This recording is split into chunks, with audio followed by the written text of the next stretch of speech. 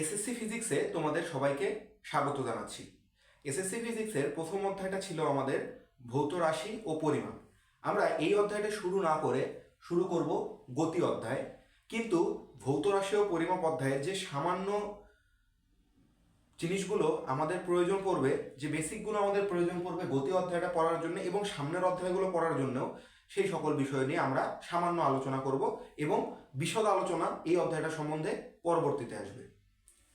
আচ্ছা, তো আমাদের যে জিনিসটা প্রয়োজন পড়বে, আমি লিখে রেখেছিলাম গতি অধ্যায়ের প্রায় 30টা টপিকের নাম আমি লিখে রেখেছিলাম। আই হোপ তোমরা সেই ভিডিওটা দেখেছো। এই ভিডিওটা দেখার পূর্বে অবশ্যই পূর্ববর্তী ভিডিওটা দেখবে, যাতে আমার পড়াটা কোন ফ্লোতে যাবে সেটা তোমরা খুব ভালোভাবে উপলব্ধি করতে পারো। তাহলে আমরা যে জিনিসটা জানবো প্রথমে, সেটা হচ্ছে ভৌত রাশি আসলে কি।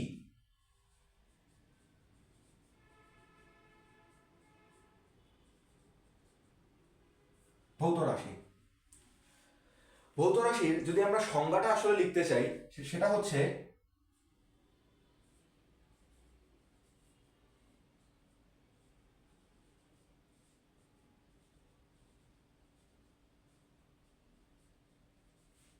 physical quantity is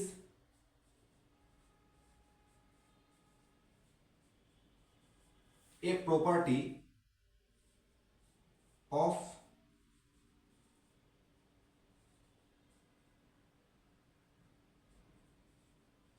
matter or a system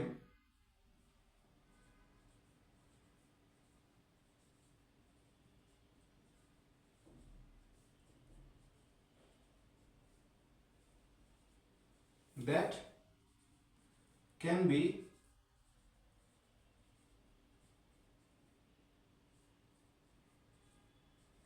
quantified by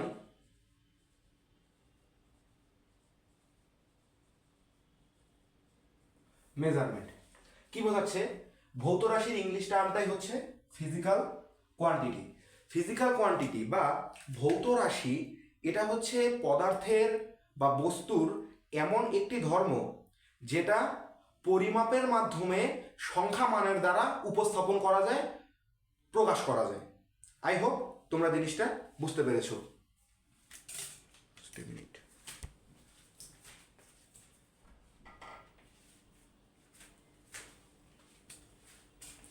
আরেকবার আমি তোমাদের সুবিধার্থে বলছি, ভৌত রাশি হচ্ছে পদার্থের এই সকল ধর্ম যা পরিমাপের মাধ্যমে সংখ্যা মানের দ্বারা প্রকাশ করা যায়। যেমন তুমি বাজারে যাচ্ছ, বাজারে গিয়ে তুমি আলু কিনবে, তুমি কি বলবে? যে আমাকে 10টা আলু দেন বা 20টা আলু দেন। অথবা তুমি কিনতে যাচ্ছ চাল, চাল কিনতে গিয়ে কি তুমি বলতে পারো যে আমাকে 10টা চাল দেন, 20টা চাল দেন? তোমাকে কি বলতে হয়? চালের একটা ভর বলতে হয় না, যে আমাকে 2 কেজি চাল দেন, আমাকে 3 কেজি চাল দেন। এই যে চালের একটা ধর্ম হচ্ছে এর ভর, এর পরিমাপের মাধ্যমে তুমি এই ধর্মটাকে প্রকাশ করতে পারলে, এটাই হচ্ছে ভৌত রাশি। ফিজিক্যাল কোয়ান্টিটি বলতে বোঝায় যেটা বাস্তবে আসলে এক্সিস্ট করে। ঠিক আছে? ভৌত রাশি জিনিসটা দুই ধরনের হইতে পারে। কোনো রাশি একজন আরেকজনের উপরে নির্ভরশীল কিনা, এটার ভিত্তিতে ভৌত রাশিকে দুই ভাগে ভাগ করা যায়। ভৌত রাশির আরও একটা প্রকারভেদ আছে, সেটা আমরা সামনে দেখব। তাহলে কোনো রাশি অন্য রাশির উপরে নির্ভর করে কিনা।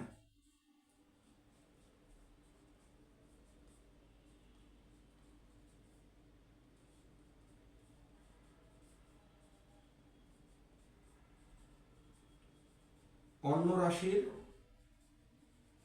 ওপর নির্ভর করে কিনা তার উপর ভিত্তি করে ভৌত রাশিকে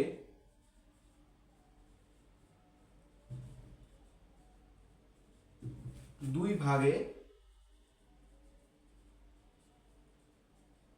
ভাগ করা যায় বা দুই ভাগে বিভক্ত করা যায়। একটা হচ্ছে মৌলিক রাশি,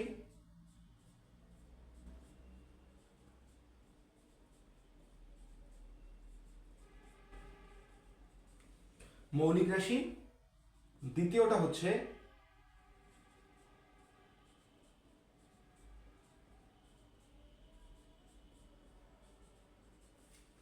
লব্ধ রাশি। মৌলিক রাশি কাকে বলে? মৌলিক রাশি হচ্ছে সেই সকল রাশি যা অন্যের উপরে নির্ভর করে না, নিজেই স্বয়ংসম্পূর্ণ, অন্যের উপরে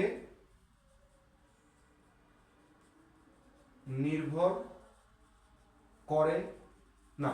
তাহলে যদি তোমার কাছে সংজ্ঞা চায় যে মৌলিক রাশি কাকে বলে, যে সকল ভৌত রাশি অন্যের উপরে নির্ভর করে না, অর্থাৎ এরা স্বাধীন। আরেকটা টার্ম আমরা ইউজ করতে পারি, এরা হচ্ছে স্বাধীন। আরেকটা টার্ম ইউজ করতে পারি, এরা হচ্ছে অনির্ভরশীল।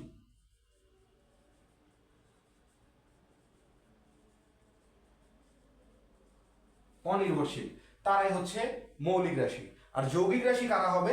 যারা অন্যের উপর নির্ভর করে।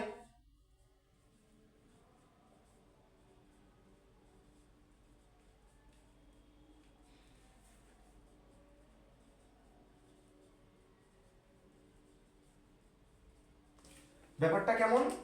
আমি যদি লব্ধ রাশিগুলোকে সম্পূর্ণরূপে প্রকাশ করতে চাই তাহলে আমাদের মৌলিক রাশির হেল্প নিতে হবে। অন দ্য কন্ট্রারি, আমরা যদি মৌলিক রাশিকে প্রকাশ করতে চাই তাহলে ও নিজেই স্বয়ংসম্পূর্ণ, ওকে প্রকাশ করতে আমাদের লব্ধ রাশির হেল্প নিতে হবে না, কিন্তু লব্ধ রাশিকে প্রকাশ করতে মৌলিক রাশির হেল্প প্রয়োজন। এবার আমরা কিছু মৌলিক রাশি আর লব্ধ রাশি সম্বন্ধে জানব। 1960 সালে বিজ্ঞান মহলের একটি সিন্ডিকেট গঠন করে সেখানে নির্ধারণ করা হয় 7টি মৌলিক রাশি। কয়টি মৌলিক রাশি? 7টি নির্ধারণ করা হয়েছে।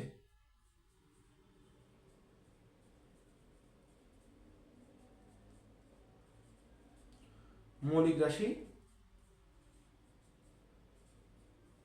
7টি। 7টি কি কি? প্রথমটা হচ্ছে বস্তুর দৈর্ঘ্য,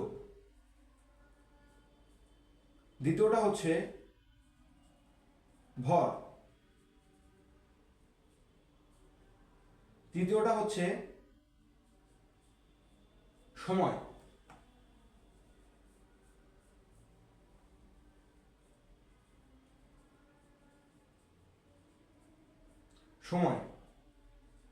চতুর্থটা হচ্ছে তড়িৎ প্রবাহ বা বিদ্যুৎ প্রবাহ,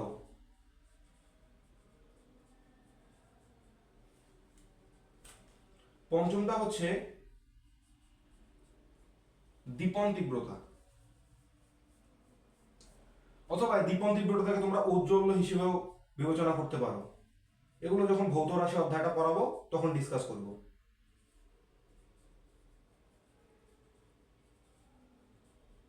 দীপন তীব্রতা,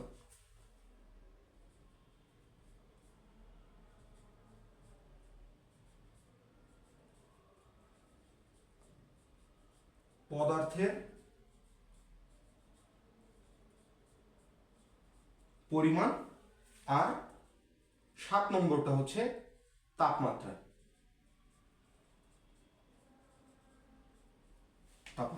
এবার আসলে এগুলো মনে রাখবো কিভাবে? এগুলো মনে রাখার জন্য আমরা একটা ছন্দ পড়ব। ছন্দের মাধ্যমে মনে রাখাটা আমাদের জন্য ইজি হয়।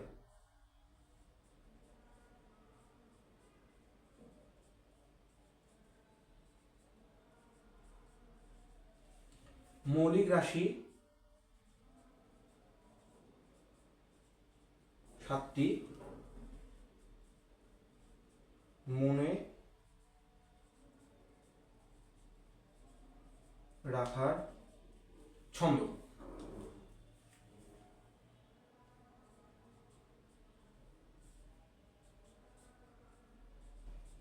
দেব ও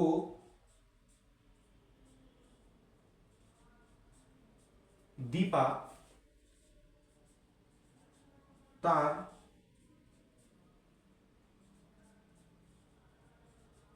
ভাবির সাথে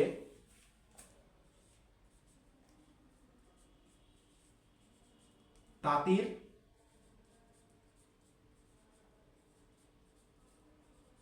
পরিবারে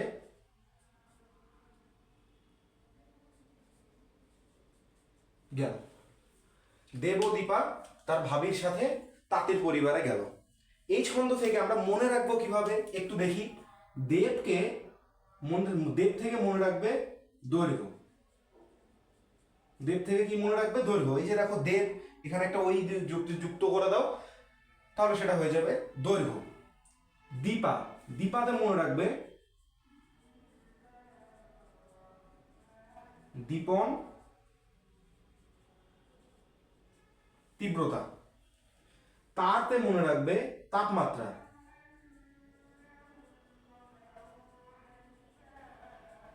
ভাবির ভতে মনে রাখবে ভর।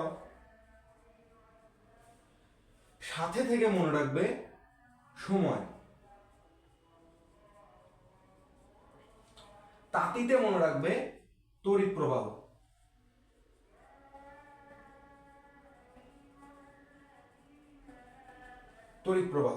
আর ফাইনালি পরিবার থেকে মনে রাখবে পদার্থের পরিমাণ।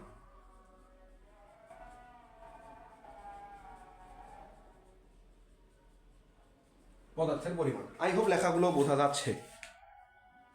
ঠিক আছে, এই 7টা হচ্ছে আমাদের মৌলিক রাশি। এই 7টা মৌলিক রাশির এককগুলো আমাদের মনে রাখতে হবে। সামনে আমরা একক এবং মাত্রা পড়ব। সবচেয়ে বেশি আমাদের প্রয়োজন পড়বে এই 3টা, দৈর্ঘ্য, ভর এবং সময়। দৈর্ঘ্যের একক হচ্ছে মিটার, আন্তর্জাতিক একক। ভরের একক হচ্ছে কেজি, আন্তর্জাতিক একক। সময়ের একক হচ্ছে সেকেন্ড, আন্তর্জাতিক একক। তাপমাত্রা, আন্তর্জাতিক এককটা হচ্ছে কেলভিন। এগুলো আমরা পড়বো। দীপন তীব্রতা ক্যান্ডেলা, পদার্থের পরিমাণ মোল, তড়িৎ প্রবাহ হচ্ছে অ্যাম্পিয়ার। এগুলো আমরা পড়বো সামনে। এখনই এগুলো মনে রেখে প্রেশার নেওয়ার প্রয়োজন নেই, এগুলো আমরা আস্তে আস্তে করবো। তাহলে এদের বাইরে যারা থাকবে তারা হচ্ছে লব্ধ রাশি। এই 7টাই কিন্তু মৌলিক রাশি। এই 7টার বাইরে আর কোনো মৌলিক রাশি নেই। এবার কিছু যৌগিক রাশি আমরা দেখি। যৌগিক রাশি উদাহরণ যদি বলতে চাই, যৌগিক লব্ধ রাশি, তাহলে লব্ধ রাশি উদাহরণ হতে পারে কি কি? তোমরা চিনো, আসলে অনেক কিছু তোমরা চিনো। যেমন বেগ হতে পারে একটি লব্ধ রাশি, ত্বরণ হতে পারে একটি লব্ধ রাশি, বল হতে পারে একটি লব্ধ রাশি, কাজ হতে পারে একটি লব্ধ রাশি, ক্ষমতা হতে পারে একটি লব্ধ রাশি,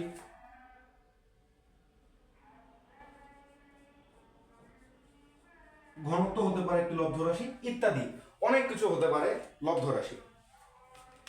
আমাদের কাছে এই পড়াগুলো একটু কঠিন মনে হচ্ছে, কারণ এই জিনিসগুলো তোমরা আগে কখনো পড়োনি।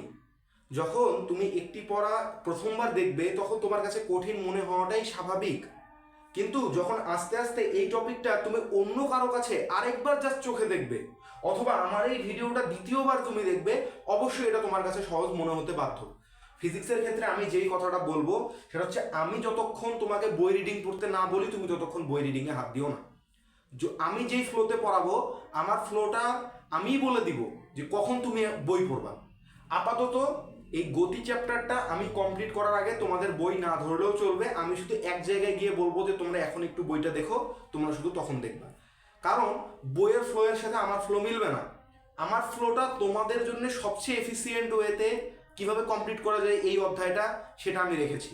আমি তোমাদেরকে চাইলে এই আলোচনাগুলো নাও করতে পারতাম, কিন্তু যখন আমি গতিতে গিয়ে বেগের একটা একক লিখবো, মাত্রা লিখবো, ত্বরণের একটি একক লিখবো, মাত্রা লিখবো, তখন আসলে তোমরা কিছুই বুঝতে পারবে না। যার কারণে আমাদের এই ভৌত রাশির এই বেসিক নলেজটুকু প্রয়োজন পড়বে। এই জন্যে আমরা এই পড়াটুকু পড়ে নিলাম। এবার আমরা দেখব যে একক এবং মাত্রা জিনিসটা কি এবং কিভাবে এদেরকে পাওয়া যায়। বেগ একটি আমাদের খুব ইম্পর্টেন্ট একটি এমসিকিউ এখানে আছে, অলরেডি এমসিকিউটা পড়ে ফেললাম, যে এই 7টা হচ্ছে মৌলিক রাশি। এটা তুমি এমসিকিউ অবশ্যই পাবা, যে নিচের কোনটি মৌলিক রাশি, অথবা নিচের কোনটি মৌলিক রাশি নয়, অথবা নিচের কোনটি লব্ধ রাশি, অথবা নিচের কোনটি লব্ধ রাশি নয়। তাহলে এই 7টা আমাদের মুখস্থ করে ফেলতে হবে। এই 7টা মুখস্থ করে ফেলে এদের বাইরে যা থাকবে সব হবে আমাদের লব্ধ রাশি। এবার এখান থেকে একটা গুরুত্বপূর্ণ অনুধাবনমূলক প্রশ্ন আছে। আমরা জানি সৃজনশীলের 4টা টপিক থাকে। সৃজনশীল আমার কাজ শুধু তোমাকে ফিজিক্স পড়ানো না, শুধু ম্যাথমেটিক্স পড়ানো না, বরং তোমার এসএসসিতে ফিজিক্স, কেমিস্ট্রি, হায়ার ম্যাথে 3টা সাবজেক্টে একদম পরীক্ষার জন্য রেডি টু ফাইট এই পর্যায়ে নিয়ে যাওয়া। যার কারণে এখানে পড়াশোনার বাইরেও নানা ধরনের আলোচনা হবে। তুমি এভাবে চিন্তা করো যে আমি তোমার সামনে দাঁড়িয়ে তোমার সাথে কথা বলছি। ওকে, সৃজনশীলে ক নাম্বারে থাকে জ্ঞানমূলক প্রশ্ন, অর্থাৎ এক লাইনে উত্তর জাতীয় কিছু, জ্ঞানমূলক। খ নাম্বারে থাকে অনুধাবনমূলক।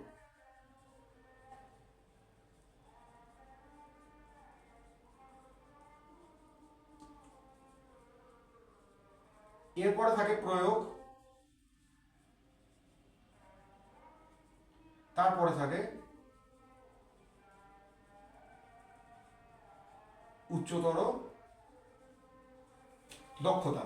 এই জ্ঞানমূলকে থাকে 1 মার্ক, অনুধাবনে থাকে 2 মার্ক, প্রয়োগে থাকে 3 মার্ক, আর উচ্চতর দক্ষতায় থাকে 4 মার্ক। এই টোটাল 10 মার্কের সৃজনশীল প্রশ্ন হয়। এইটার অনুধাবনমূলক প্রশ্ন জ্ঞানমূলক প্রশ্ন কি? এক কথায় উত্তর। যেমন তোমাকে জিজ্ঞেস করতে পারে ভৌত রাশি কাকে বলে, এটাই তুমি বাংলায় লিখবা। আমি বলে দিছি তো ভৌত রাশির সংজ্ঞাটা কি। ভৌত রাশি হচ্ছে পদার্থের সেই সকল ধর্ম যাদেরকে পরিমাপের মাধ্যমে কোনো সংখ্যা মানের দ্বারা উপস্থাপন করা যায়, প্রকাশ করা যায়। ঠিক আছে, অনুধাবনমূলক প্রশ্ন কি হতে পারে সেটা দেখবো। অথবা জ্ঞানমূলক প্রশ্ন হিসেবে এটা আসতে পারে যে মৌলিক রাশি কাকে বলে। কি হবে? যে সকল রাশিকে প্রকাশ করতে নিজেই স্বয়ংসম্পূর্ণ, যে সকল রাশিকে প্রকাশ করতে অন্য কোনো রাশির উপরে নির্ভর করতে হয় না, যে সকল রাশি স্বাধীন, তারাই হচ্ছে মৌলিক রাশি। লব্ধ রাশি কি? যে সকল রাশিকে সম্পূর্ণরূপে প্রকাশ করতে মৌলিক রাশির সহায়তা প্রয়োজন বা অন্য রাশির সহায়তা প্রয়োজন, তারাই হচ্ছে লব্ধ রাশি। গেল এই জায়গা থেকে জ্ঞানমূলক টাইপটা। ঠিক আছে, এবার অনুধাবনমূলক আসবে কোত্থেকে সেটা আমি দেখাচ্ছি।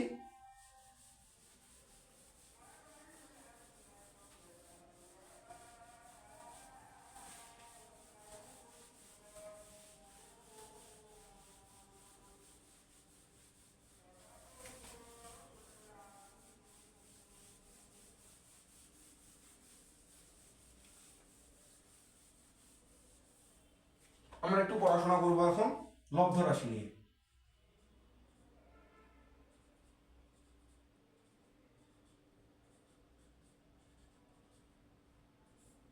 লব্ধ রাশিগুলো জানতে হলে আমাদের কিন্তু সামনের পড়াগুলো লাগবে। সামনের পড়া মানে কি? আমাদের এই গতি অধ্যায়ে ঢুকে যেতে হবে। কিন্তু ওটা না জেনেও আমরা কিছু লব্ধ রাশির জিনিস আপাতত মুখস্থ করে নেব। কিন্তু তুমি মনে রাখবে, এখন আমি যে কথাগুলো বলবো এটা নতুন কিছুই মনে হবে না তোমার কাছে।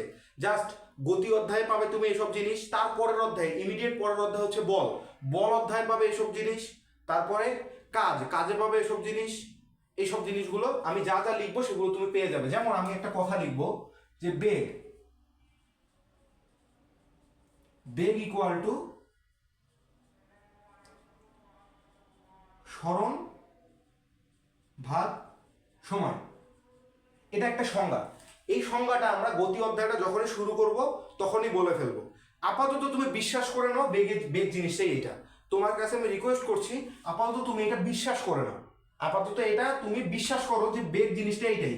বেগ কেন এইটা সেই উত্তর আমরা গতি অধ্যায়ে পাবো। গতি অধ্যায়টা আজকেই শুরু করব আমরা, জাস্ট একটু সময়ের অপেক্ষা। ওকে, এবার তাহলে স্মরণের একক কি? দৈর্ঘ্য আর স্মরণ আমি এখনই বলছি না, পার্থক্যটা এখনই বলবো না। দৈর্ঘ্য আর স্মরণ একই এই কথা আমি বলতেছি না, বাট দৈর্ঘ্য আর স্মরণ সমধর্মী রাশি, তুমি ধরে নিতে পারো এই ক্ষেত্রে দৈর্ঘ্যটাই স্মরণ।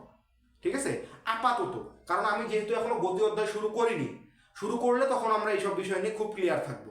ওকে, তো তুমি ধরে নাও স্মরণটা দৈর্ঘ্যের সমতুল্য একটি রাশি। তাহলে দেখো তো, বেগকে প্রকাশ করতে আমাদের কি কি জিনিস প্রয়োজন পড়লো? দৈর্ঘ্য প্রয়োজন পড়লো। দৈর্ঘ্যটা কি? একটি মৌলিক রাশি। এবং সময় প্রয়োজন পড়লো। এই সময়টাও কি? এটাও একটা মৌলিক রাশি এবং এইটাও একটা মৌলিক রাশি। তাহলে বেগকে প্রকাশ করতে দুটো মৌলিক রাশির সহায়তা প্রয়োজন হলো না, এই জন্যই আমাদের বেগ হচ্ছে লব্ধ রাশি। আবার ত্বরণ। ত্বরণ ইকুয়াল টু হচ্ছে বেগ ভাগ সময়। বললাম তো একটু বিশ্বাস রাখো আমার উপর, এই জিনিসটা আসলেই সত্য।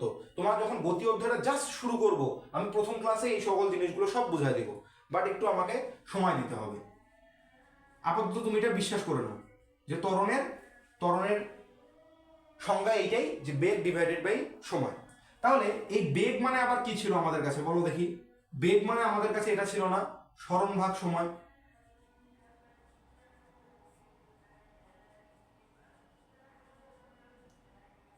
ডিভাইডেড বাই সময়। এবার আমাদের একটু ম্যাথমেটিক্স প্রয়োজন।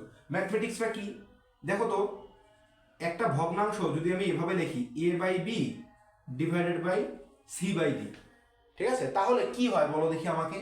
এটাকে যখন আমি সাধারণ ফরম্যাটে লিখব, অর্থাৎ পাশাপাশি লিখব, তখন কি হবে? এ বাই বি গুণ হয়ে যায় এবং নিচেরটা ব্যস্ত হয়ে যায় না? নিচের ভগ্নাংশটা তার ব্যস্ত ভগ্নাংশ হয়ে যায়, অর্থাৎ নিচেরটা উপরে যায়, উপরেরটা নিচে যায়, এটা উল্টে যায় সহজ বাংলায়। তাহলে কি হবে? উপরে যাবে ডি আর নিচে যাবে সি। আলটিমেটলি কি হচ্ছে দেখো তো, উপরেরটা সাথে এইটা হচ্ছে গুণ, দেখো পাশাপাশি এ ডি, আর নিচের দুইটা গুণ, কাছাকাছি দুইটা গুণ, দূরের দুইটা গুণ। ওকে, এবার তাহলে এই জায়গায় আসো। এই জায়গায় কিছু নাই মানে কি? সময় নিচে 1 আছে, দেখো 5 একটা সংখ্যা, 5-এর সাথে কিছু নাই মানে কি? ভাগ আকারে 1 লেখা যাবে। তেমন এখানে সময়ের নিচে কিছু নাই মানে কি? আমি এখানে ধরতে পারি এর নিচে 1 আছে। তাহলে এইটাকে যখন আমি উল্টায় দিব তখন কি হবে বলো তো? সরণ ডিভাইডেড বাই সময় ইন্টু 1 ডিভাইডেড বাই সময়। তাহলে দেখো তো, সরণ ইন্টু 1, একের সাথে কিছু গুণ করা না করা একই কথা। সরণ লিখলাম, আর নিচে দুইটা সময় যখন গুণ হয়, এই যে একটা এম আর একটা এম যখন গুণ হয়, তখন আমরা কি লিখতে পারি? তাকে এম স্কোয়ার লিখতে পারি না? এটা কিন্তু ম্যাথমেটিক্স। তাহলে আমরা এখানে কি লিখতে পারি? সময় স্কোয়ার, সময় স্কোয়ার। তাহলে দেখো তো, ত্বরণ এমনই একটা রাশি যাকে প্রকাশ করতে এই একটা আমাদের মৌলিক রাশি, তার সাহায্য প্রয়োজন হইল, এবং সময় আরেকটি মৌলিক রাশি, ওরও সাহায্য প্রয়োজন হইল। তার মানে ত্বরণকে সম্পূর্ণরূপে প্রকাশ করতে দুটি মৌলিক রাশি প্রয়োজন, একটি হচ্ছে সরণ, একটি হচ্ছে সময়, যার কারণে ত্বরণ হচ্ছে একটি লব্ধ রাশি। বোঝা গেছে? এবার আমি আরেকটা জিনিস লিখবো। আরেকটা জিনিস আমি কি লিখবো সেটা হচ্ছে বল। এটা আমরা তৃতীয় অধ্যায়ে জানতে পারবো, 3rd চ্যাপ্টার। বল একটা অধ্যায়ই আছে, ফোর্স। বল অধ্যায়ে আমরা সংজ্ঞা পাবো। বলের সংজ্ঞা এরকম: ভর গুণন ত্বরণ। এটা সংজ্ঞা। আমি বললাম তো, আমি রিকোয়েস্ট করছি তুমি এটা বিশ্বাস করে নাও যে এটা হবে। কেন হচ্ছে, কিভাবে হচ্ছে, সেটা তো আমরা পরবর্তীতে জানবো। আপাতত তুমি ধরে নাও, কারণ যেহেতু এই চ্যাপ্টারে এই পার্টটুকু শুরু করছি, আমরা এখান থেকে একটু কমপ্লিট করে তারপরে এনে সামনে যাব। তাহলে ভর গুণন ত্বরণ আমরা দেখতেছি। এবার ভরকে আমরা কিভাবে লিখতে পারি? ভর কিন্তু মৌলিক রাশি, ওকে পরিবর্তন করার কোনো সুযোগ নেই। ত্বরণকে কিন্তু পরিবর্তন করা যায়। ত্বরণকে কি লেখা যায়? বেগ ভাগ সময়, সংজ্ঞা অনুসারে।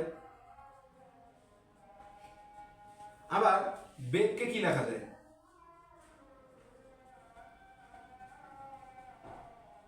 সরণ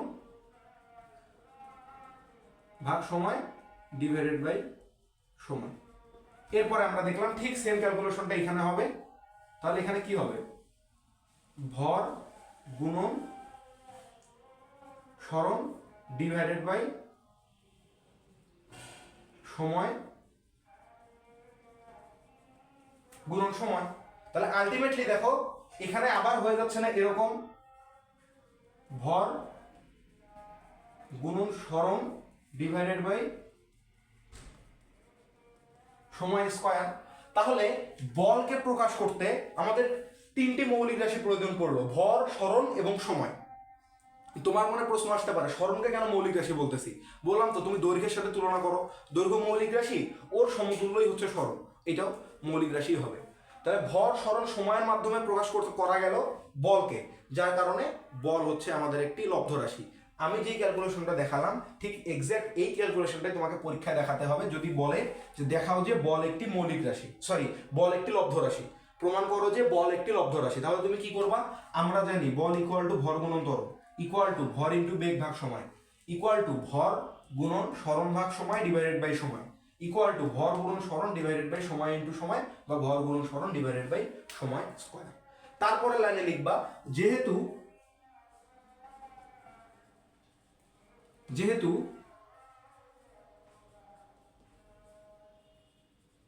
বলকে প্রকাশ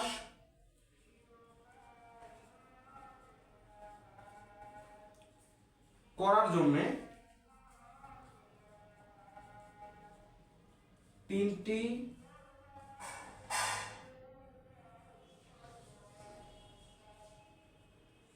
মৌলিক রাশি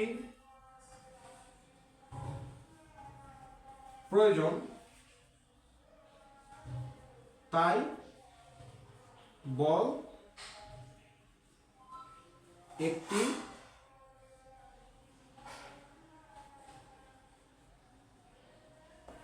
লব্ধ রাশি। আই হোপ তোমাদের কাছে ব্যাপারটা ক্লিয়ার। আরেকটা এসএসসির একটা ট্রিক্স বলি তোমাদেরকে, তোমরা কখনোই এই লাইনগুলো পাশাপাশি লিখবা না। কি করবা, ভর গুণন ত্বরণ লিখছো না, নিচে ইকুয়াল দিয়ে এটা লিখবা, তার নিচে ইকুয়াল দিয়ে এইটা লিখবা, তার নিচে ইকুয়াল দিয়ে এইটা লিখবা, তার নিচে ইকুয়াল দিয়ে এইটা লিখবা। এক লাইনে লিখলে যা কম জায়গার মধ্যে সমাধান হয়ে যাচ্ছে না? কিন্তু এসএসসিতে মনে রাখবা, এসএসসিতে বড় করে লিখলে মার্ক বেশি পাওয়া যায়। এটা হচ্ছে একটা গোপন কথা, অনেকেই স্বীকার করবে অনেকে করবে না, বাট এটা বাস্তব। তুমি যদি একটু হাতের লেখা সুন্দর করে লিখো আর একটু বড় করে লেখার চেষ্টা করো, তুমি অবশ্যই অন্যদের থেকে 1-2 মার্ক হলেও এগিয়ে থাকবা। ঠিক আছে?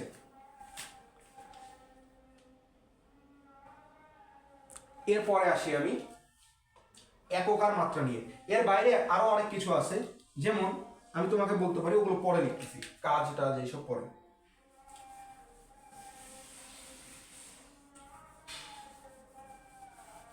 তাহলে তোমাকে যদি কেউ লব্ধ রাশির উদাহরণ চায়, তুমি কি বলতে পারবা না যে বেগ, ত্বরণ এবং বল হচ্ছে লব্ধ রাশি?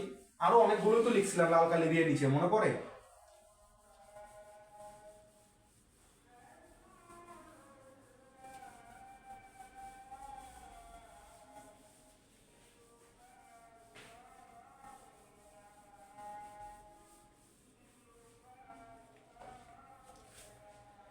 এবার আসো, আমাদেরকে একক এবং মাত্রা শিখতে হবে। প্রথমে আমরা দেখবো একক।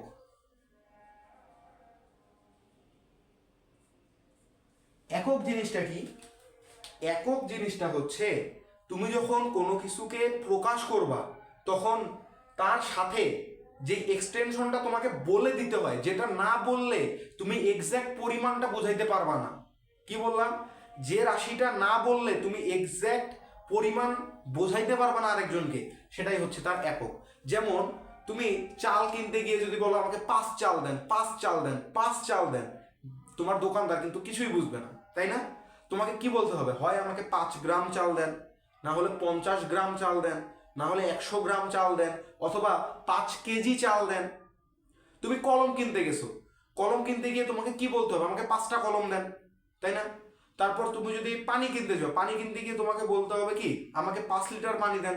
এই ধরনের সংখ্যাগুলো বলতে হবে। ওই যে দেখলাম লিটার, ওই যে 5টা কলম, ওই যে 5 কেজি চাল, এই যে কেজি। তারপর তুমি রড কিনতে গেছো, রড, মনে করো তুমি খুব দুষ্টু, মারামারি করবা আরেকজনের সাথে, কালকে তোমার বন্ধুর সাথে তোমার মারামারি, তখন কি করবা?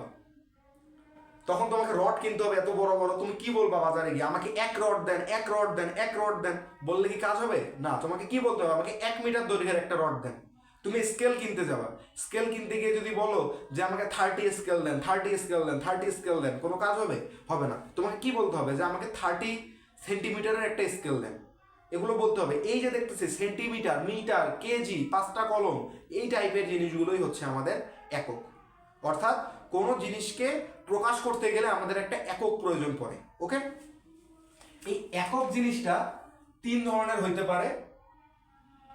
আমরা আপাতত 3টা নিয়ে আলোচনা করব, জানবো 3টা, কিন্তু পরবর্তীতে আলোচনা দেখবো হইতেছে একটাই। ঠিক আছে? প্রথমটা হচ্ছে সিজিএস একক, সিজিএস ইউনিট। এককের ইংলিশ হচ্ছে ইউনিট। সিজিএস, এই সিজিএস ইউনিটটার সি স্ট্যান্ড করে সেন্টিমিটার,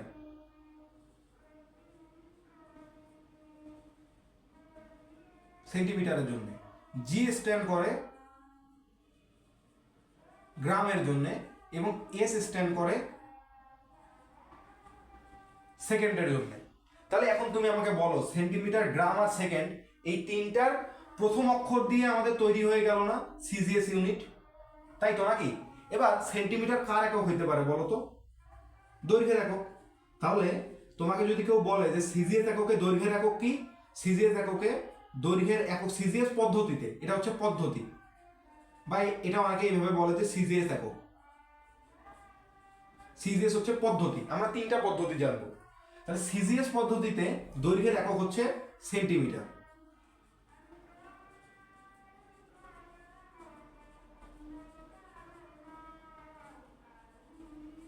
ছোট হাতের সি, ছোট হাতের এম। এবং ভরের একক কি? ভরের একক হচ্ছে গ্রাম। ছোট হাতের জি, তার পাশে ছোট হাতের এম। এবং সময়ের একক হচ্ছে সেকেন্ড।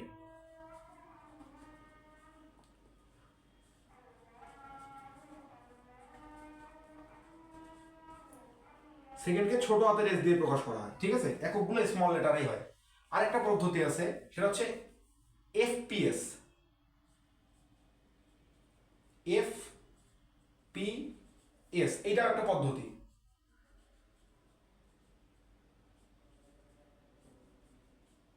এটা একটা পদ্ধতি।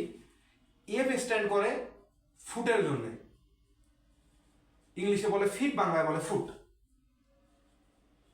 পি স্ট্যান্ড করে পাউন্ডের জন্য, পাউন্ড।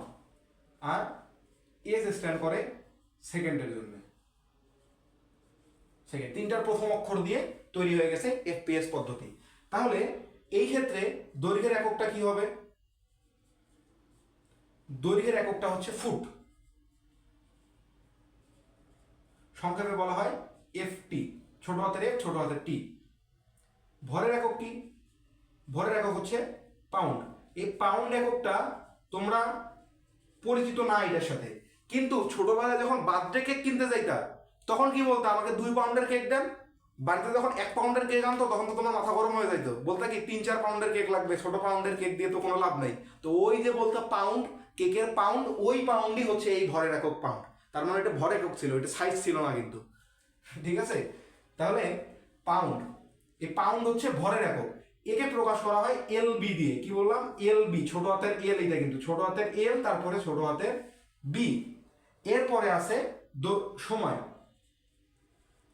এখন বলতে পারে একে টি দিয়ে কেন প্রকাশ করা হলো না, আমি জানি না, ওটা হয়তো বা গ্রিক অক্ষরে বা ইটালিক হরফে এরকম কিছু আসবে। এলবি দিয়ে ওর একটা মানে কিছু সামথিং ব্যালেন্স এরকম হতে পারে। আচ্ছা, এলবি। এরপরে হচ্ছে সময়, সেকেন্ড। সেকেন্ড আবারও ছোট হাতের এস। ফাইনালি আমরা যেটা এখন থেকে অলওয়েজ ইউজ করব সেটা হচ্ছে এমকেএস পদ্ধতি।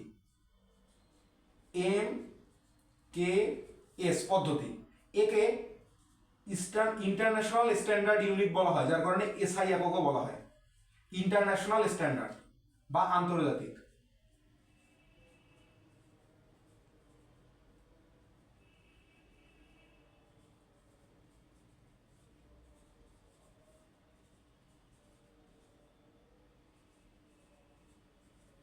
বা আন্তর্জাতিক একক। মেইনলি এই এককটাই আমাদেরকে জানতে হবে, ঠিক আছে? তাহলে এম কিসের জন্য স্ট্যান্ড করে? এম স্ট্যান্ড করে মিটারের জন্য।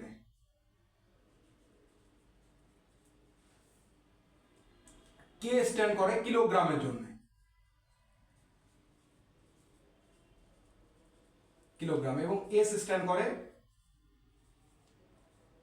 সেকেন্ডের জন্য। তাহলে দৈর্ঘ্যের এককটা কি?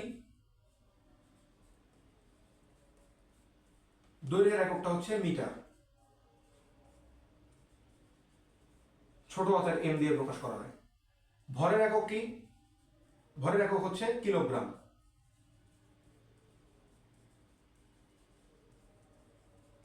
কিলোগ্রাম, ছোট হাতের কে, ছোট হাতের জি, এবং ফাইনালি হচ্ছে সময়।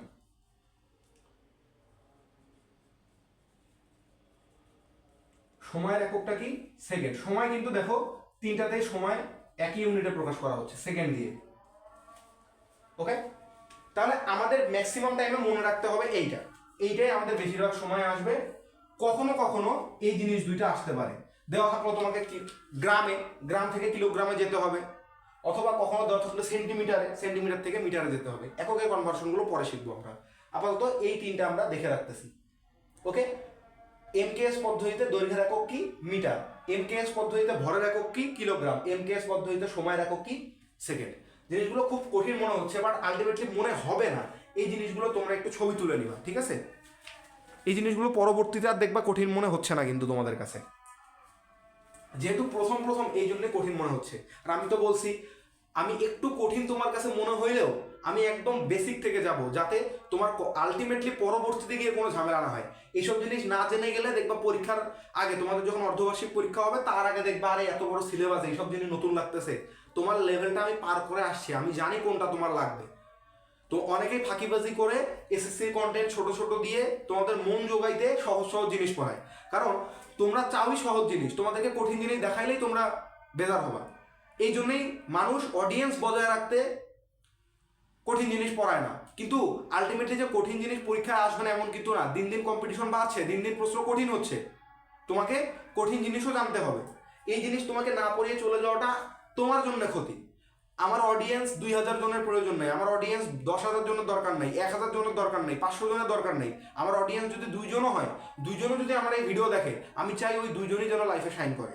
আমি চাই ওই 2 জনই যেন প্রত্যেকটা টপিক খুব ভালোভাবে অন্তরে ধারণ করতে পারে। ওকে, আশা করি তোমরা এগুলো তুলে নিছো। এবার আমরা এইখান থেকে আসবো হচ্ছে যৌগিক রাশির এককে। এরপর আসি মাত্রা জিনিসটা কি, একটু দাও এইখানে মাত্রা জিনিসটা একই সাথে লিখে রাখি।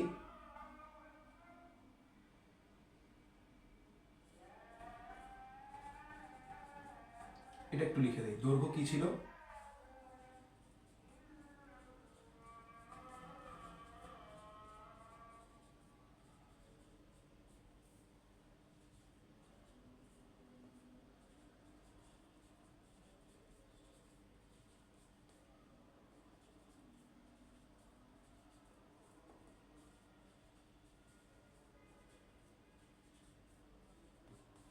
এরপরে আসে আমাদের মাত্রা।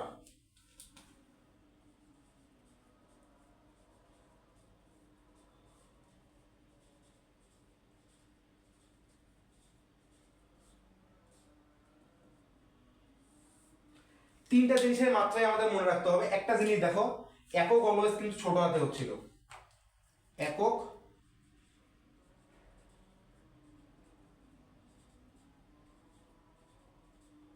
Always small letter.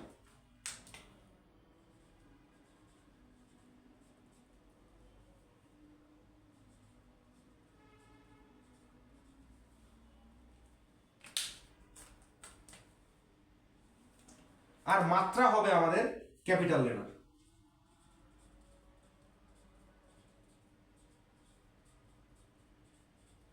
মাত্রাটা হবে ক্যাপিটাল লেটারে। ওকে, মাত্রার এত পদ্ধতি কিচ্ছু নাই। মাত্রার প্রকাশগুলো এইরকম। যখন তোমাকে বলবে দৈর্ঘ্য, আচ্ছা দৈর্ঘ্যের ইংলিশ কি তোমাদের জানা আছে? যদি দৈর্ঘ্যের ইংলিশটা তোমাদের জানা থাকে তাহলে দেখবা দৈর্ঘ্যের মাত্রা তোমাদের জন্য মনে রাখা ইজি। দৈর্ঘ্যের ইংলিশ হচ্ছে লেন্থ। তোমরা অনেক সময় বলো না, আরে লেন্থ কত, ওইটাই হচ্ছে দৈর্ঘ্য। ওকে, লেন্থ। তারপরে হচ্ছে ভর। ভরের ইংলিশ কি বলতো? ওয়েট। না, ওয়েট কখনো ভরের ইংলিশ না, ওয়েট হচ্ছে ওজন। ভরের ইংলিশ হচ্ছে মাস। MASS, এই মাস মানে হচ্ছে ভর। আরেকটা আছে সময়।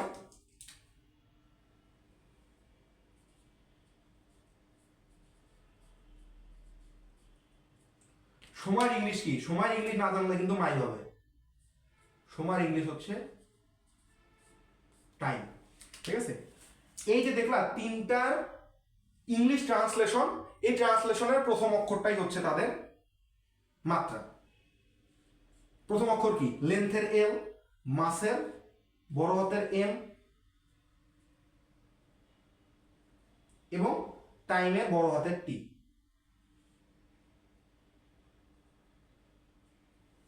ওকে, এই তিনটাই হচ্ছে আমাদের মাত্রা, দৈর্ঘ্য, ভর এবং সময়ের।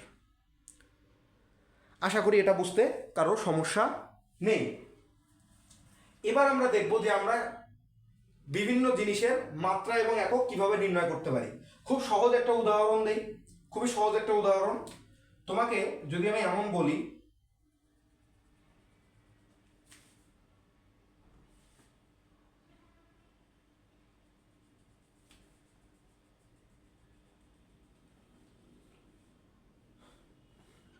বেগের একক এবং মাত্রা নির্ণয় করো।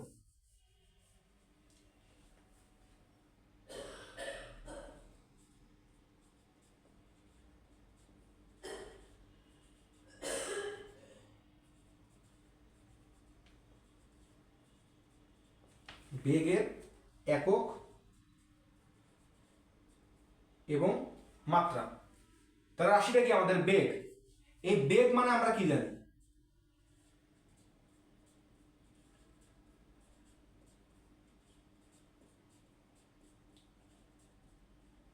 আমরা জানি বেগ ইকুয়াল টু সরণ ভাগ সময়। এটা তো আমি বলছিলাম যে তুমি মেনে নাও, রিয়েলিটি তুমি মেনে নাও যে বেগ মানে সরণ ভাগ সময়। এবার সরণের একক কি বলতো? সরণের এককটা হচ্ছে মিটার না? কারণ বলছিলাম দৈর্ঘ্যের একক যা, সরণের একক তা। দৈর্ঘ্যের সাথে রিলেটেড টার্ম হচ্ছে সরণ, ঠিক আছে? তাহলে দৈর্ঘ্যের একক কি বলতো? দৈর্ঘ্যের একক হচ্ছে মিটার। আর সময়ের একক কি? সময়ের একক হচ্ছে সেকেন্ড। সেকেন্ডের জন্য আমরা কি রাখতে পারি? এস। এস, এই এমটা আসতেছে কার জন্য? মিটারের জন্য। আমরা এসআই এককগুলোই লিখবো, আর এটা আসতেছে সেকেন্ডের জন্য, ঠিক আছে? তাহলে দেখো উপরে মিটার নিচে সেকেন্ড, তাহলে আমরা এইভাবে লিখতে পারি না যে বেগের একক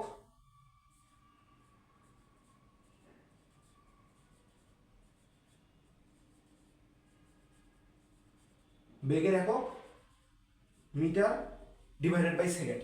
কিন্তু আমরা এই মিটার ডিভাইডেড বাই সেকেন্ড এই ফরম্যাটে রাখি না, আমরা এই ফরম্যাটটা জাস্ট একটু চেঞ্জ করে দিব। আমরা কি করবো জানো? আমরা পাশাপাশি লিখবো এম ডিভাইডেড বাই এস। আচ্ছা, তোমরা 2/7 এরকম লেখো না? 24/7 এরকম লেখো না? লেখো না এরকম? 2/3 এরকম লেখো না? এটা মানে কি বোঝায়? উপরে 2 নিচে 3, একটা ভগ্নাংশ। তো সেরকম করে মিটার, উপরে মিটার নিচে সেকেন্ড, এই জিনিসটাকে মিটার একটা অবলিক দিয়ে বা স্ল্যাশ দিয়ে সেকেন্ড এই আকারে রাখা যাবে। এইটা হচ্ছে আমাদের সঠিক ফরম্যাট। এটা পড়বো কিভাবে? পড়বো মুখে মুখে পড়বো এভাবে, মিটার পার সেকেন্ড।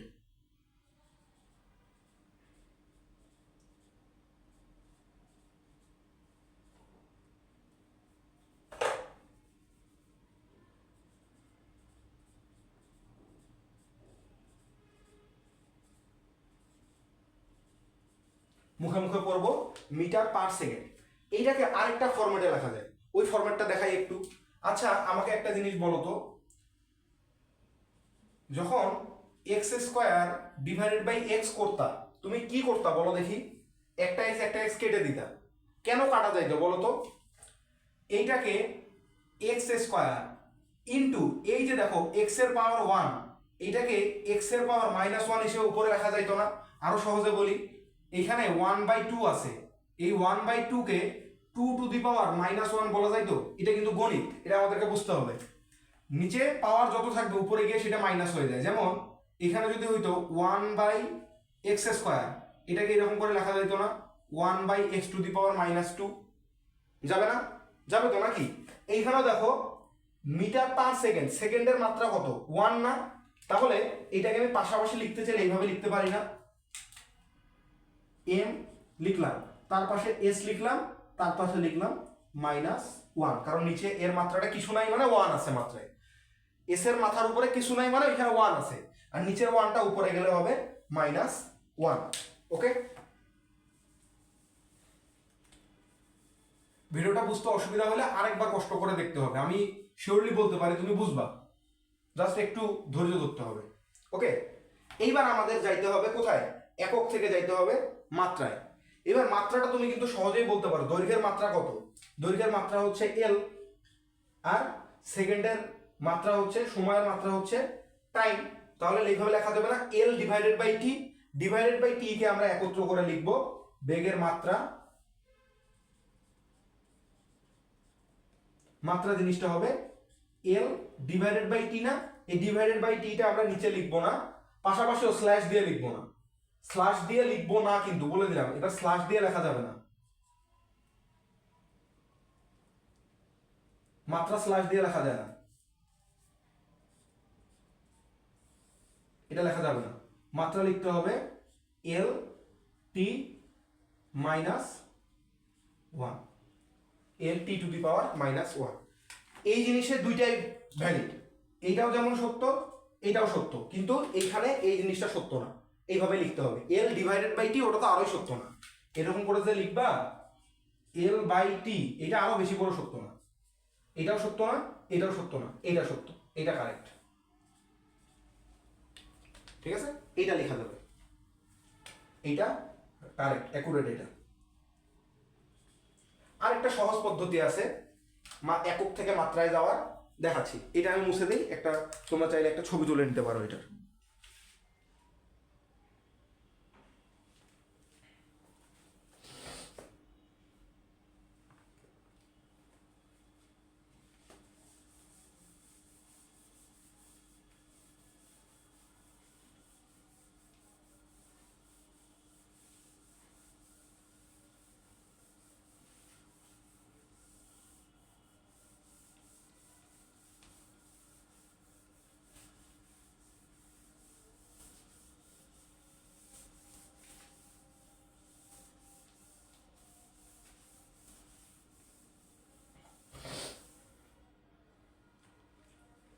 আমি যদি তোমাকে এবার ত্বরণের একক আর মাত্রা বের করতে দিই,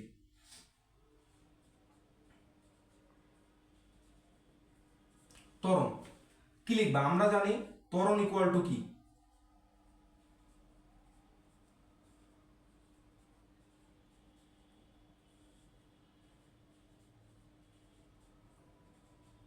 বেগ ভাগ সময়, বেগ মানে আবার কি,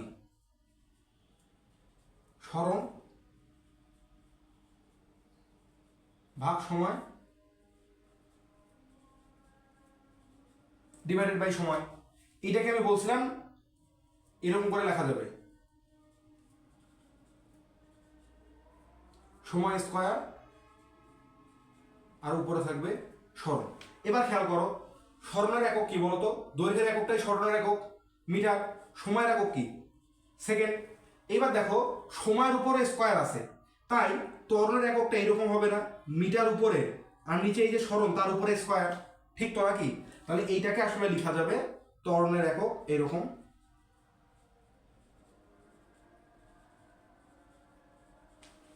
ত্বরণের একক মিটার পার সেকেন্ড স্কয়ার। দেখুন যেহেতু সময়ের উপরে স্কয়ার আছে সেহেতু এখানে এস দিলে এস এর উপরেও স্কয়ার দিতে হবে না, এটা কিন্তু ছোট হাতের এসি, ছোট হাতের এটার উপরে স্কয়ার দিতে হবে, আর নিচে নিচে এরকম ফরম্যাটে তো লেখা যাবে না, স্ল্যাশ দিয়ে দিতে হবে। আরেকটা ফরম্যাটে লেখা যায় এরকম করে, metre second to the power minus two. দেখো এই যে এইটা যখন উপরে চলে যাবে তখন কি হবে, এর পাওয়ার টু, টুটা যখন উপরে যায় তখন কি হয়ে যায়, মাইনাস টু হয়ে যায় না? ওকে, একটু আগে শিখে আসলাম। এইবার ত্বরণের কি বের করতে হবে, তোমাকে ত্বরণের মাত্রা বের করতে হবে। মাত্রা, মাত্রাটা কি হবে দেখো, মাত্রাটা এরকম না, স্মরণের মাত্রা কত, স্মরণের মাত্রা হচ্ছে এল, আর সময়ের মাত্রা কত টি, তাহলে আলটিমেটলি এখানে মাত্রাটা পরে বের করতেছে, আরেকটা জিনিস বের করবো নি। তাহলে ত্বরণের মাত্রা কত হবে আমাকে বলো, ত্বরণের মাত্রা এরকম হবে না যে L T to the power minus two, কারণ ওইখানে এল এখানে টি আছে তার উপরে স্কোয়ার আছে না, তাহলে নিচের স্কোয়ারটা যখন উপরে যাবে এখানে এরকম আসবে L divided by T square. এবার টি স্কোয়ারটা যখন উপরে যাবে তখন এটা হয়ে যাবে কত, T to the power minus two, এই জন্য হইলো এইটা, এটা হচ্ছে ত্বরণের মাত্রা, আর এটা হচ্ছে একক, এটাও একক আবার একক এইটাও। ওকে, এবার আসি আমরা বলের ক্ষেত্রে। বলের একক আর মাত্রা নির্ণয় করতে দেওয়া হলো। কিভাবে পাবো? ওই যে বলছিলাম, বিশ্বাস করে নাও, বল ইকুয়াল টু ভর গুণন ত্বরণ, আবার ভর ইকুয়াল টু বেগ ভাগ সময়। ভর ইকুয়াল টু ভর ইন্টু বেগের পরিবর্তে লেখা যাবে সরণ ভাগ সময়।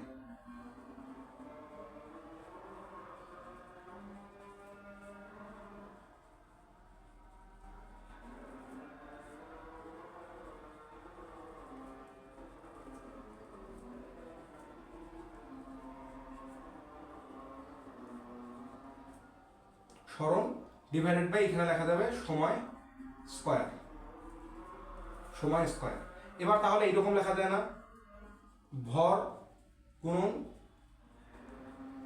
সরণ ডিভাইডেড বাই সময় স্কয়ার। এবার আসো, ভরের জন্য কি হয়? ভরের জন্য হয় কেজি। এসআই একক বলছিলাম তো, এসআই এককে ইন্টারন্যাশনাল বা এমকেএস এককে ভরের একক কি? কেজি। সরণের একক কি? মিটার।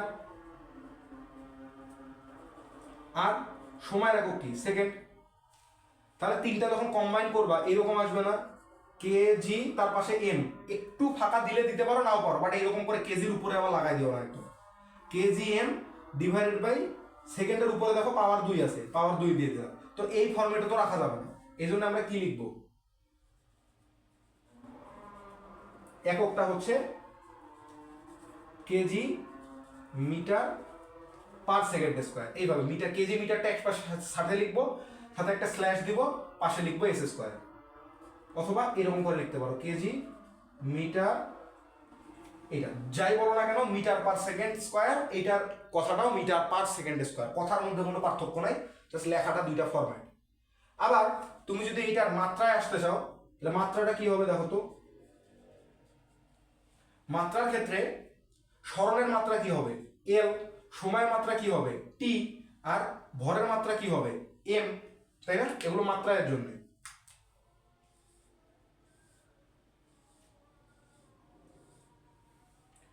মাত্রার জন্য তাহলে কি বসতেছে দেখো তো, এখানে একটা উপরে এম আসবে, উপরে এল আসবে, নিচে কি আসবে? টি স্কয়ার। তাহলে পাশাপাশি লিখতে গেলে টিটাকে উপরে উঠাই দিলে -2 হবে, তাহলে M L T to the power -2। এবার তোমাকে একটা সুন্দর জিনিস অবজার্ভ করাই, মাত্রা বের করতে আমাকে এইটা জিনিস লেখা লাগে না, একক মনে রাখলে মাত্রা জানা যায়। কিভাবে একক মনে রাখলে মাত্রা জানা যায়? কিভাবে? একক কি দেখো তো, একক এখানে ছিল মিটার পার সেকেন্ড স্কয়ার, আর মাত্রা কি হয়ে গেল? এল টি ইনভার্স 2। এইবার একটু তোমাকে নিজের ব্রেন খাটাইতে হবে। এই যে দেখো এম, এমটা কার জন্য আসতো? এমটা কার জন্য আসতো? দৈর্ঘ্যের জন্য আসতো না? দৈর্ঘ্যের একক যেহেতু মিটার, দৈর্ঘ্যের একক মিটার জন্যে এককে আসতো এখানে মিটার। তাহলে দৈর্ঘ্যের মাত্রা কত? মিটার আসতো দৈর্ঘ্যের জন্য, দৈর্ঘ্যের মাত্রা কত? দৈর্ঘ্যের মাত্রা হচ্ছে এল, বসাই দিলা এল, হইল? এসটা কার জন্য আসতো? এস আসতো সময়ের জন্য, তাহলে সময়ের কোরেসপন্ডিং মাত্রাটা কত? টাইম না, টি না? তাহলে এস এর জন্য এস এর পরিবর্তে বসাই দেওয়া হচ্ছে টি, তারপরে পাওয়ার গুলা যা থাকবে থাকবে। এইখানে আসো মিলাও, এককটা কি ছিল? একক ছিল KG metre per second square. কেজিটা কার একক? ভরের একক। কেজি ভরের একক, তাহলে ভরের মাত্রা কত? ভরের মাত্রা হচ্ছে এম, তাহলে কেজির পরিবর্তে মাত্রা লেখার সময় লিখবো বড় হাতের এম। মিটার কার জন্য আসতো? মিটার আসতো দৈর্ঘ্যের জন্য, দৈর্ঘ্যের একক কত? দৈর্ঘ্যের মাত্রা কত? এল, তাহলে বসাইলাম এল। এস আসতো কার জন্য? এস আসতো সময়ের জন্য, সময়ের মাত্রা কত? সময়ের মাত্রা হচ্ছে টি। তাহলে এককটা যখন বের করা হবে, একক থেকে যখন তুমি মাত্রায় যাবা, একক থেকে মাত্রায় যেতে চাইলে এম এর পরিবর্তে বসায় দিবা এল, কেজি এর পরিবর্তে বসায় দিবা বড় হাতের এম, আর এস এর পরিবর্তে বসাই দিবা বড় হাতের টি, তাহলে একক থেকে মাত্রায় যেতে পারবা। ঠিক আছে, একটা এক্সাম্পল দেই। ধরো কোনো জিনিস, যে কোনো জিনিস আমি জানি না এটা কিসের, অজানা রাশি, যার একক হচ্ছে KG square metre cube S to the power -4। তাহলে এইটার করেসপন্ডিং বা এইটা যেই রাশি, আমি জানি না ওটা কি রাশি, ওই রাশিটা আমি হুদাই একটা মান দিছি, এই রাশিটার মাত্রা কি হবে? তাহলে বলছিলাম কি, কেজি কার জন্য আসে? ভরের জন্য। কেজি আসে ভরের জন্য, ভরের একক কি? বড় হাতের এম না? তাহলে বড় হাতের এম বসাইলাম। এম, এম কার জন্য আসে? দৈর্ঘ্যের জন্য। এককে এম কার জন্য আসে? দৈর্ঘ্যের জন্য। এবার দৈর্ঘ্যের মাত্রা কত? এল, তাহলে বসাই দিচ্ছি এল। এস কার জন্য আসে? সময়ের জন্য। সময়ের মাত্রা কত? সময়ের মাত্রা হচ্ছে টি, তাহলে বসাই দিলাম। এবার উপরের পাওয়া যা আছে তাই থাকবে, -4 3 2। ওকে, এবার তোমাদের জন্য একটা হোমওয়ার্ক। ধরো যে কোনো একটা অজানা রাশি যার মাত্রা হচ্ছে, যার একক হচ্ছে এইরকম, যার একক হচ্ছে KG to the power -3, metre to the power -4, S to the power 3। তাহলে এইটার মাত্রা কি হবে? এটা তোমরা 1 মিনিট ট্রাই করো, ভিডিওটা পজ করে 1 মিনিট ট্রাই করো। ঠিক আছে, ভিডিও পজ করো, রেডি, 1 2 3।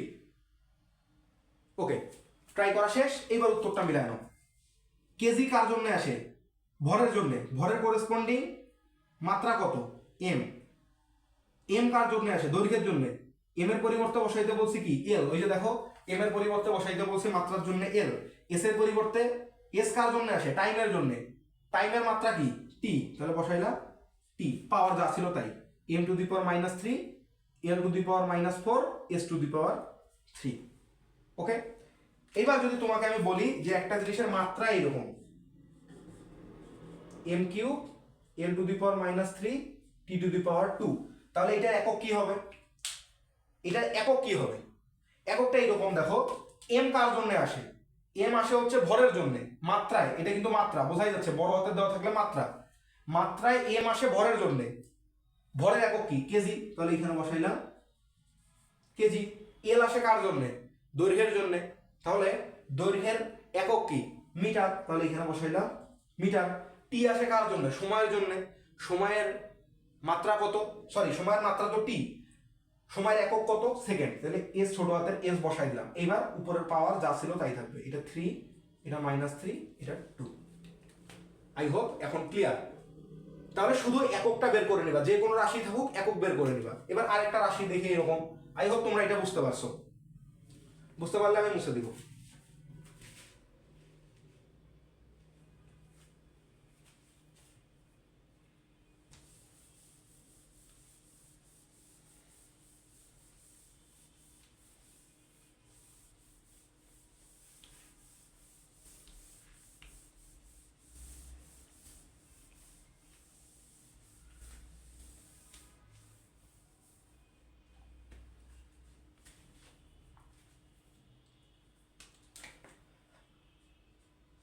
একটা রাশি আছে যার নাম হচ্ছে কাজ।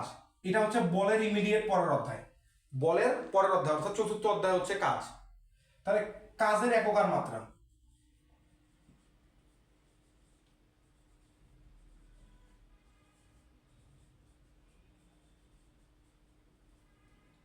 কাজের একক আর মাত্রাটা কেমন হবে? তাহলে আমরা জানি কাজ ইকুয়াল টু কি, এটা সংজ্ঞাটা মনে রাখবা। এখনই মনে রাখার প্রয়োজন নেই, তোমরা যখন কাজ অধ্যায় পড়বা তখন অটোমেটিক মুখস্থ হয়ে যাবে। এখন এগুলা শুধু বলছি, এগুলো শুধু দেখে যাও যে জিনিসটা আমার পরিচিত কিনা, পরবর্তীতে এগুলো পড়াই হবে। কাজ ইকুয়াল টু হচ্ছে বল গুণন সরণ, কাজের সংজ্ঞাই এটা, বল গুণন সরণ। এবার বল ইকুয়াল টু কি ছিল? ভর গুণন ত্বরণ, তাহলে গুণন হইল সরণ। এই বলের জন্য আসছে ভর গুণন ত্বরণ। ওকে, তাহলে ভর হইল এখানে যেমন ছিল তেমন, কারণ ভর তো মৌলিক রাশি। ত্বরণকে লিখতে পারি বেগ ভাগ সময় ইন্টু সরণ। এবার বেগকে আবার লিখতে পারি সরণ ভাগ সময় ডিভাইডেড বাই সময় ইন্টু সরণ। এবার ভর ইন্টু সরণকে এইভাবে লেখা যাবে না। এবার দেখো আস্তে আস্তে করি। এখানে লিখলাম সরণ, এই ক্যালকুলেশনটা তো এতক্ষণে বোঝার কথা, যেখানে হবে সময় স্কয়ার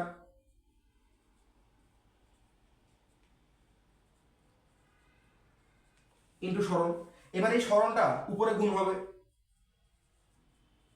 এই জায়গায় অনেকেরই একটা মিসকনসেপশন থাকে, এ ইন্টু বি বাই সি। অনেকে করে কি A B divided by AC করে, এই এটাকে উপরেও গুণ করে এটাকে নিচেও গুণ করে, এরকম কিছু না।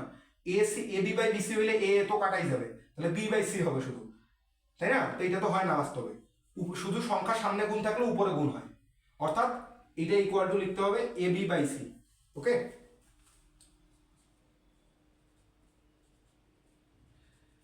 সরণ দেখো এখানে সরণ গুণন সরণ হচ্ছে না, ডিভাইডেড বাই সময় স্কয়ার।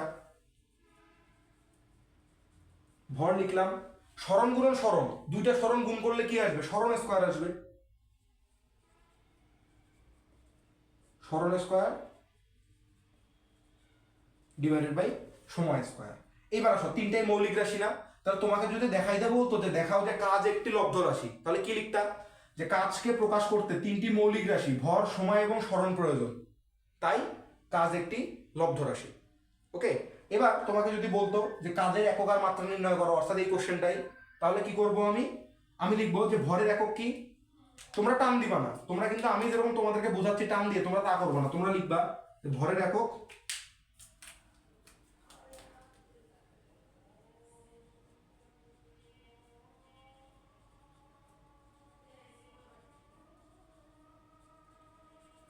কেজি,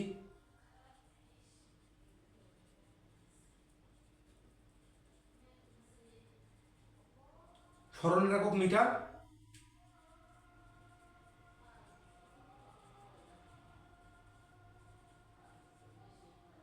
সময়ের একক হচ্ছে সেকেন্ড।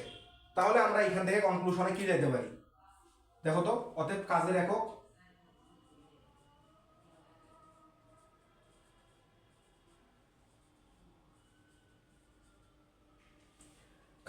হচ্ছে, এই যে দেখো ভর আছে, ভরের জন্য কে আসবে? কেজি।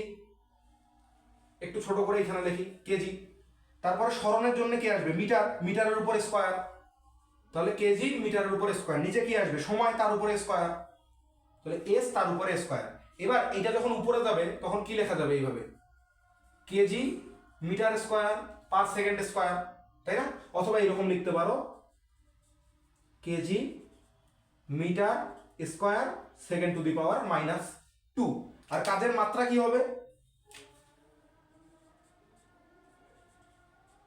মাত্রাটা এবার কিভাবে লিখবো? ওই যে বলছিলাম কেজি কার জন্য আসে? কেজি আসে ভরের জন্য। ভরের মাত্রা কত? ভরের মাত্রা হচ্ছে এম। ওই যে বলছিলাম কে, এখানে লিখে দিলাম না যে কেজির পরিবর্তে বসাবো এম। মিটার, মিটার কার জন্য আসে? দৈর্ঘ্যের জন্য। দৈর্ঘ্যের মাত্রা কি? এল। এল হইল পাওয়ার কত? 2 আছে, তাহলে এখানেও 2 হবে। এস কার জন্য আসে? সময়ের জন্য। সময়ের মাত্রা কি? টাইম, তাহলে টি। টি এর জন্য আসলো টি টু দি পাওয়ার -2। এই হচ্ছে আমাদের কাজের একক আর কাজের মাত্রা। ওকে, আরেকটা রাশি আমরা শিখে শেষ করব আজকে, সেটা হচ্ছে, হয়ে গেছে, এটা তুলে নিতে পারো ছবি।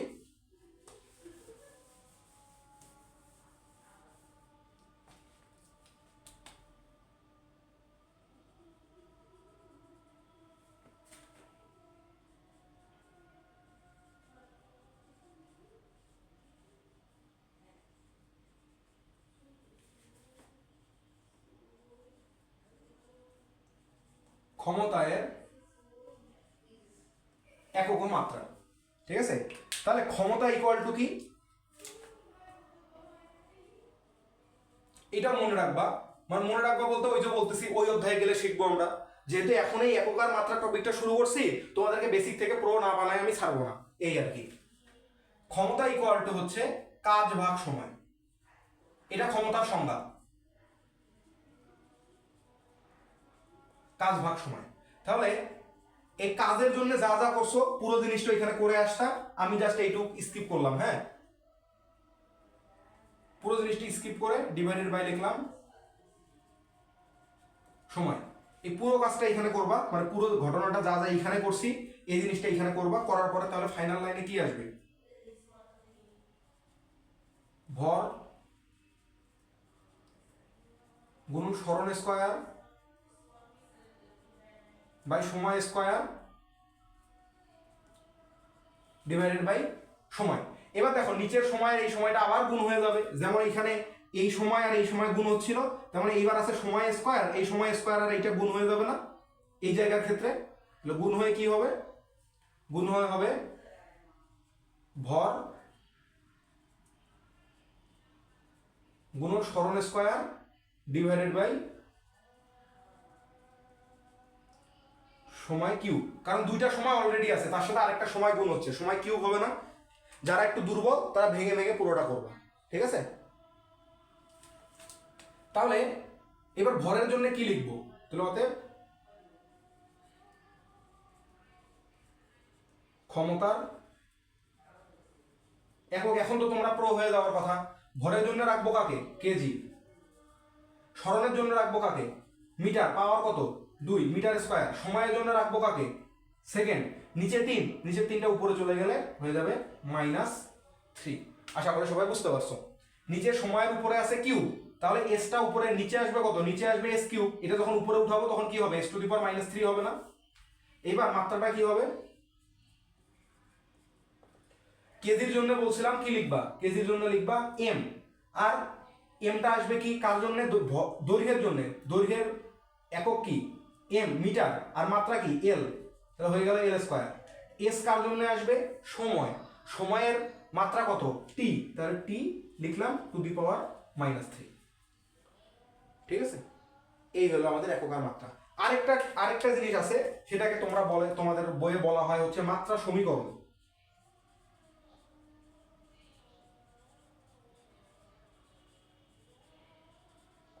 মাত্রা সমীকরণ চাই। তাহলে এখন অনেকেই ভাবতেছো মাত্রা সমীকরণ, হ্যাঁ এটা আবার কি জিনিস? কিছুই না, এটার সাথে শুধু একটা থার্ড ব্র্যাকেট অ্যাড করে দিতে হয়। এই যে লিখলাম এম এল স্কয়ার t⁻³ মাত্রা সমীকরণ বললে এই জিনিসটাই শুধু থার্ড ব্র্যাকেট দিয়ে ক্লোজ করে দিবা। যদি বলে কাজের মাত্রা সমীকরণ,